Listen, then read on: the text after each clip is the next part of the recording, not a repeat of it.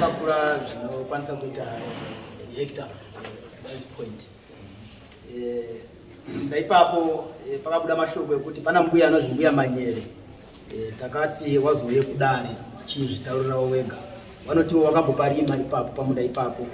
Asi kurima kwawakaita wanoti wakapiwa naita fundirwa. Asi wachirima ipapo Mbuya Manyere Emilia haana chaakataura kana kucomplaina kuti warima munda mangu pamusi wose. Hatizivi kuti Mbuya Manyere wacho wauya here kana zvakamira sei. Wari kuti Mbuya Manyere havana kuuya, asi ndiwo wanga wakatitaura kuti ndakamboparima. Emilia achibvumira nazvo wakamboparima, asi haana kupa complain kuti warima munda mangu. Tozotizve pane nhaurwa yakatsanangurwa yetoilet yakaiswa mumunda imomo naMbuya awa.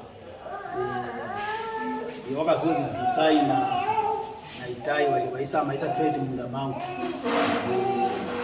Yakabva yabviswa toilet iyoyo. Hatizivi kuti wakabvisana pacondition ipi, asi toilet yakabviswa. Munda iwoyo zvinonzi Emilia wakatoupiwa munda iwoyo naitai vachiratidzana maboundaries. Asi Emilia wakuti kwese ndekwangu, ndo matsananguriro awari kuita. Ndingangoti ishoti ndo mafambiro. Saka ndewana mafindings muti mudadewana. Sekuona kwatakaita isusu wawato yedu yanga iri yekuti dai Mbuya Manyere anga aripo achizvitsanangurawo kuti ndakamboparima ndichikumbira ani, zvanga zvaitibatsira kuti isusu tisazope hedu judgment yekuti munda ndewani kana ndewani, asi iye kutsanangura kwake kwaigona kubudisa judgment. Kurima kwakaita papi kutaura kwakaita wakati ndakapiwa naitai uyo aripo ndikutaura kwakaita.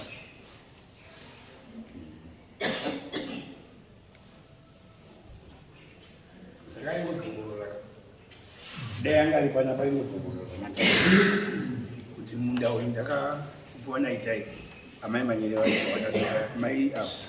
Hapana zvawakataura ndizvo? Amai vazotaura? Hapana zvawakataura.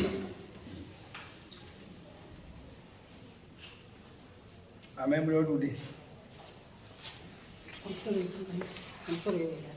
Ndoda kutaura ngenyaya yepamunda ipopo. Inini ndakagara pamunda ipopo. Emiri kudemba. Zvakaitika ndozvandinoda kutaura. Saka akandibvukira ndadini? Ndati Emiri kudemba. Akandibvukira istendi ndadini? Ndarima. Ndakarima ipapo ndisiya nzvimbo inaidi ndida kutema kuita kuti ebva yadini vauya iye wakauya ngehweseri kwakuenda kunani kuna Mbuya Manyere. Mbuya Manyere akazosvikira pakuti iwe tatibvukira munda iwowo tese, wakasvikira pakuti azi iwe itai ndio wakaidini wakabara ivhuriri, saka wachindopamba zvese. Saka ndopenda kubva ndazoti ndati munda ndini makati iwe ndakazoenda ndakabvunza chitazi munda ndipe. Saka izvo zviri kunishaisa kuti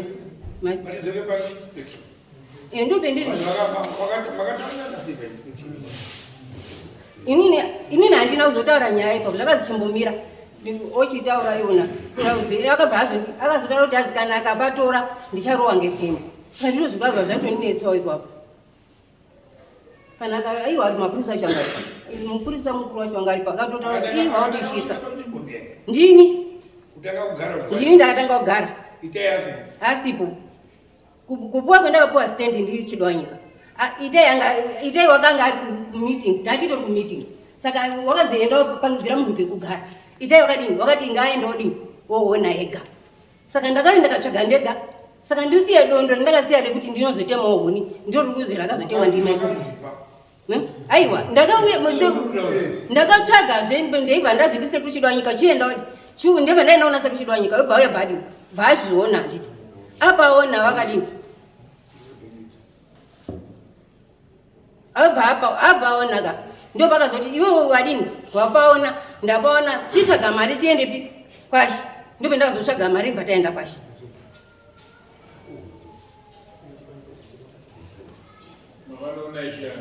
Takachiona Ishe Bennett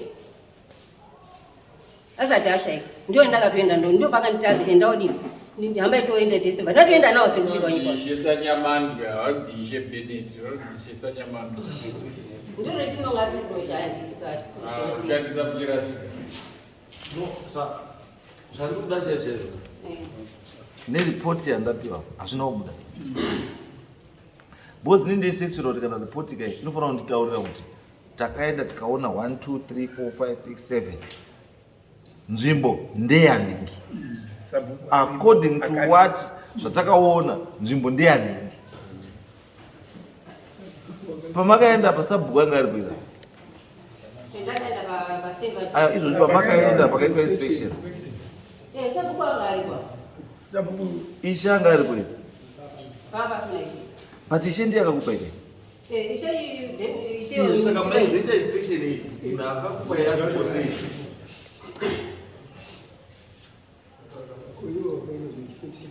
changamire kune nyaya dzakawanda uko kune nyaya yekuti Bennett aenda achinopa vanhu minda masabhuku ariko masabhuku anga asingape vanhu minda even kwedu uku kutone kumwe kwaakatesa futi vanhu. So what are we saying?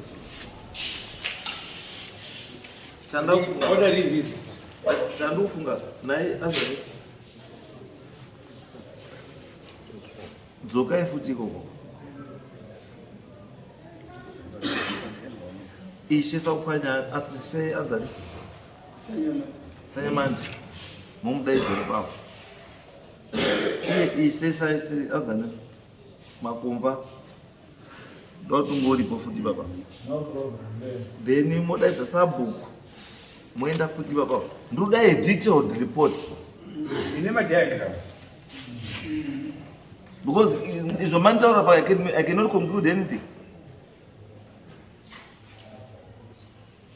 Taremba mutichi chazo mukutaura ichokwadi yesu ndaichitoda kusimudzarwa mwachida kugoti kana muchikwanisa kuwana bepaka ndogona kuskecha kadiagram kezvakaita munda wacho ndiDavid Kutiwa ndaigona kungoskecha izvezvizi muone zvakaita munda wacho nemadimburwa wakaita nemagoronga nemapindiro aizoita mai ava kumunda uyu vachidarira goronga iri wanga wakugurirana nevamwe ambuya ipapo panonyatsoratidza mamiriro akaita munda unongozviratidza wega ndo zvandikuda izvozvo ndo zvandikuda izvo because information yamati papa is not convincing. I'm not convinced.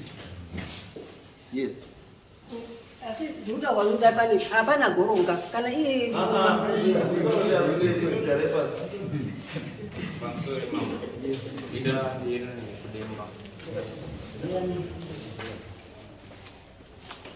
Zita ndiye iri kudemba.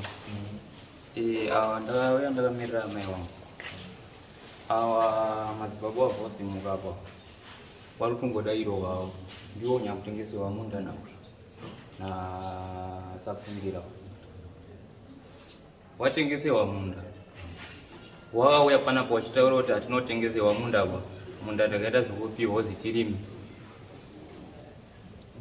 Asi pane zvinhu zvekutanga zvandakaona ipapo zvokuti unoti ndapiwa mundo wekurima iwewe ndiwe nyakuuya kochera makomba musi waguha stendi sabhuku anga aripo ndiye futi nyakuchera makomba aizi cherapa nababa cherapa wachikwidza neyadhi wachigura mukana ndiyezve nyakuuya nemiti yakasima maakakachereswa makomba aya mwanzo wabvutwa stendi ndiye zvenya kugobora magamu amai wangu iyeyo asi akauya panapo achitaura nyaya dzekuti ndakapita zvekudini ndakaita zvekupi hozi ndirima amene kuti simba racho akaroni ndiye zvenya ukanya zvidhina pasitendi ipapo asi nhasi tuzwa rudoda iriro amene kuti arudaira akamira sei pachiipa papa iye nyakutengesa aripo